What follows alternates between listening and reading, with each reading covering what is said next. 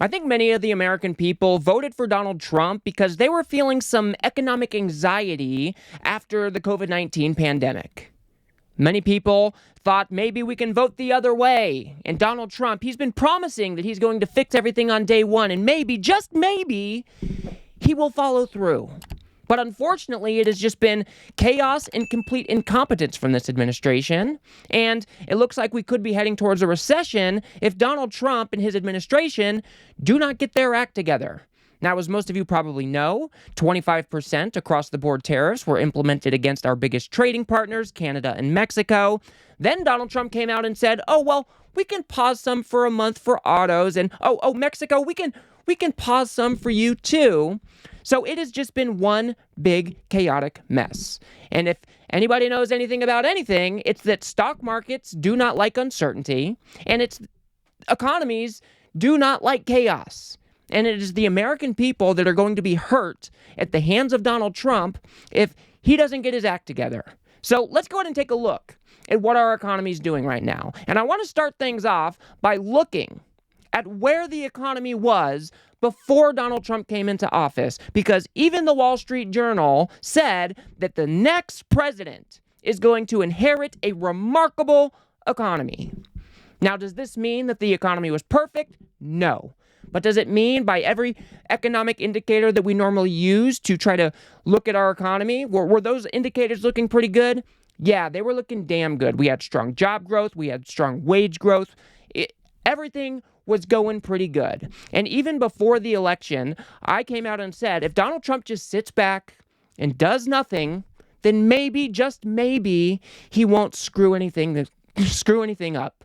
But unfortunately, we are not so lucky. And Donald Trump has some crazy infatuation with these tariffs that just don't even make any sense. And here's even Gary Cohn, which is somebody who worked for Trump in his first administration, also saying that, yes, Trump is going to inherit a very good economy. The president's inheriting a very good economy, a very stable economy. We have real solid economic growth. We have real job growth. We have real wage growth. And I think some of the wage growth that we've seen a lot of these union contracts be renegotiated in the second half of this year. Mm-hmm. Those wages feed through the economy. They feed through as inflation. So the economy that the president's inheriting is quite strong. I think it will continue to stay quite strong. And in fact, the American consumer today, as well as corporate America, is quite excited about what the Trump administration is talking about. And the business environment is very positive. Corporate America is talking about a lot of expansion, a lot of capital expenditure for next year, about repatriating more jobs back to the United States, about building more factories in the United States, hiring more workers.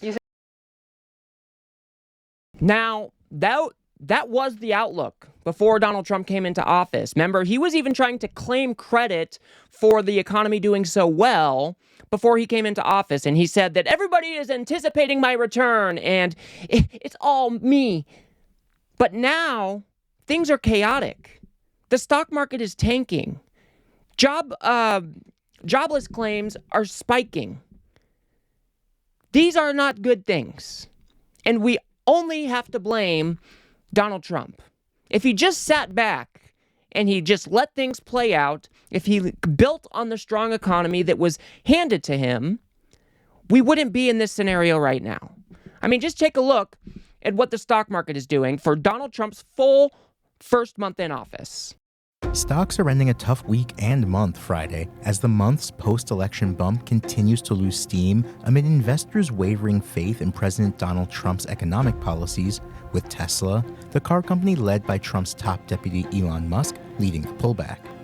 Major indexes were positive Friday morning after the latest inflation data met economists' forecasts, but February's positive final trading session caps a still chilly month for U.S. equities as the Dow is down 2.3% in February, the S&P down 2.3%, and the Nasdaq down 4.8%.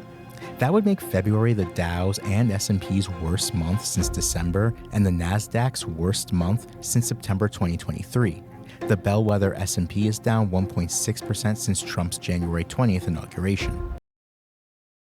So there was a nice little spike or little bit of a rally when Donald Trump first came into office. But now that we are into March, all of those gains in the stock market have been wiped out because these stock markets, these companies, they don't know what to expect. And companies, if they want anything from a government, it is certainty. Whether the regulatory environments are going to stay the same, whether these tariffs are going to be threatened and then taken away and then threatened again and then implemented. Businesses cannot operate business in a successful way if you're doing all of that. And it is really starting to reflect in our stock market. And I know many might say that, well, most Americans don't even hold any stocks. What do I care? Well, these things trickle out into everyday people's lives. If companies are holding back, going out and hiring more people, there's going to be less jobs on the market. If they're having to, buckle their or tighten their belts because they can't do as much spending because now they've got these 25% tariffs that they have to contend with, production could go down. It could be bad in a whole number of different ways, and it's not just about the rise and the fall of the stock price. So we have to make sure that we consider that as we move forward, because even if you don't own stocks, you could be impacted in a very negative way because of the behavior of these businesses. Let's go ahead and move on to this next thing, where we've got the private job roles came way under predictions, like almost by half. A big miss on ADP, coming in at just 77,000 for the month of February. That's the smallest monthly gain since July, and a sharp come down from the 186 in February and in January. Total private pay was just 178. The estimate was 148,000. But good balance there between goods producing sector, which did quite well, up 42,000. That's a good number for that index. Service providing up 36,000. And there's that non-farm payroll estimate looking for a pretty robust 170,000. So we'll see what happens to that estimate by the end of the day as economists think about whether ADP is telling them something about maybe weaker numbers. Again, ADP revised up from 183,000 to 186 for January. Now, the small business was a place where they lost jobs. Now, that sector's been doing pretty well. So don't know if it's a 1 month blip in February or maybe some other issues that are going on. We'll get to the economist Neil Richardson in a second. Medium and large business both doing okay, up 46 and 37,000 respectively. Yeah, so this does not look good. Remember, Joe Biden was the only president in history that had positive job growth in every single month of his presidency. And if these private payroll numbers are any indication as to what is to come for the future, people need to start preparing. Because all of the cuts that Doge and those guys are making, I don't even think those have been factored in to these numbers yet. Because a lot of these people might be on severance packages or other things where they're not necessarily showing up as unemployed. But we really have to start considering this stuff. And one thing I wanted to focus on there was the small businesses were down negative 12,000 when they have, up until now, been doing pretty good. Trump promised that he was going to be one of the big cheerleaders for small businesses. So what is going on here? All these numbers just do not bode well for what is to come if this administration just doesn't get his act together. We cannot have this environment where businesses have so much uncertainty that they are paralyzed into not even making rational decisions, right? Businesses need to know what they can count on, whether or not those tariffs are going to be in place or they're not going to be in place, whether they can hire more people because they have extra capital to do that. But if Donald Trump is just bringing all of this chaos into the economy, it is going to have wide-ranging ramifications for many, many Americans. Here's another statistic of layoffs just spiked like we have never seen them spike before in recent era. Yeah, John, look, I think investors are reacting to another flashing yellow light when it comes to this economy, and really the first concrete evidence that we're getting of the impact of all of those Doge-led layoffs. So we're talking about a new report from outplacement firm Challenger, Gray and Christmas, and it found that 172,000 layoffs were announced in February. That is twice as much as what we saw last February. It's the most for any month since July of 2020, which of course was during COVID. It's also, John, the most for any February since the Great Recession back in 2009. When we look at the trend here, you can see that these layoff announcements late last year were hovering around 50,000, 60,000, but there's been this notable spike up to 172,000 in February. Challenger, they've been tracking this monthly figure for 32 years, and there's only been 11 months over that span that had a higher number than this one. And John, all of them were during recessions. Now, I mean, just take a look at that graph there for February. Donald Trump's first full month in office was February, and there's 172,000 layoffs.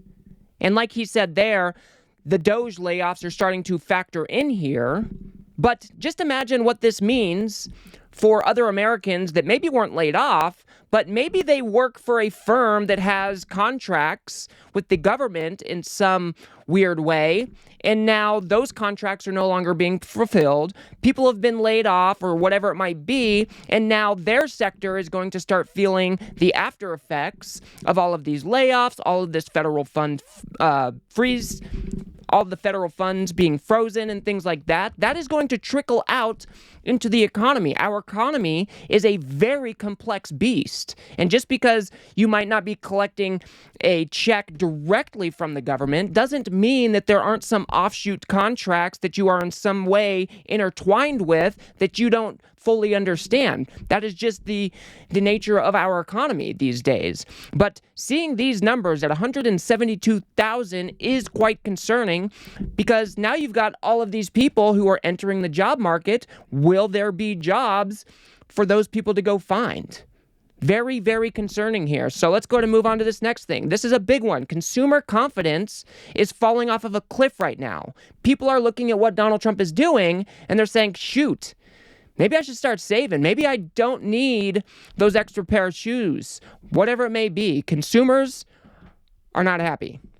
From the price of food to buying a home, expenses are adding up, and it's negatively impacting consumers. According to new data from the Conference Board, its Consumer Confidence Index reports as of February a sharp drop in consumer confidence in the U.S. economy not seen since 2021. It attributes the fall to concerns over the current labor market, including future business conditions, income, and even future employment opportunities.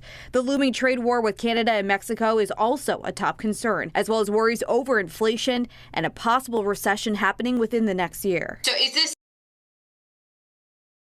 Again, this is not good at all.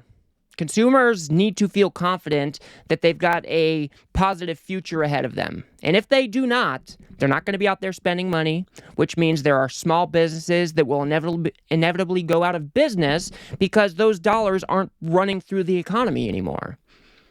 Donald Trump is crapping the bed right now. He is a chaotic disaster. His administration is on course for a huge recession if they do not get their act together. And I want to show you this one final thing, because this one kind of caught me off guard. It's the Atlanta Fed revised their GDP outlook for the first quarter, and it is negative 2.5%, which is just wild.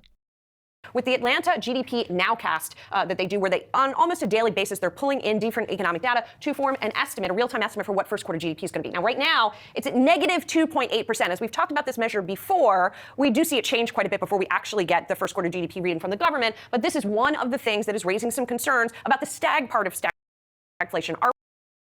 Sorry about that. As part of the explanation here, people are worried about stagflation, which is the economy not doing much growth at all, but prices still rising, which is not something that we see too often at all. But the conditions are kind of brewing, and economists are starting to talk about whether or not this is going to be a possibility for our future with Donald Trump in the White House. So things are looking grim. I am hoping that this GDP outlook is inaccurate. I don't want the economy to crash. I don't want to head into the recession. I am not rooting for Donald Trump to fail here, because the American people are the ones who are going to be hurt. It is not the wealthy billionaires. It is not Donald Trump who's going to be hurt by this, besides his fragile little boy ego. But it's the American people that will be hurt by this. And hopefully we can use these negative markers to start rallying up a coalition that can fight back against this Trump administration, because he is inflicting a lot of pain on America right now, and it is all self-inflicted. This did not have to be done. Donald Trump entered into this trade war because he has a conspiracy understanding of what tariffs work, or how tariffs work. He's trying to prove some other point because his ego is so fragile. Whatever it may be, we could have just picked up Biden's economy, and we could have just kept on chugging along. But Donald Trump, he came along and he threw a wrench in the spokes, and now it looks like we could be heading towards a recession. So we will definitely keep an eye on this, but I will leave it there for now. If you guys got anything out of this video, please do remember to smash that like button and subscribe. Maybe share with a friend or two. I'd very much appreciate that. We've got to build something here on the left that can adequately push back against this right-wing media ecosystem that just shovels shit for Trump every single day. So if you do like what I do here, please do remember to subscribe. If you want to see how Donald Trump's polling is falling off of a cliff right now, even on the economy, which is historically strong for Republicans, go ahead and watch that video on the screen now. Otherwise, I'll see you guys on the next one.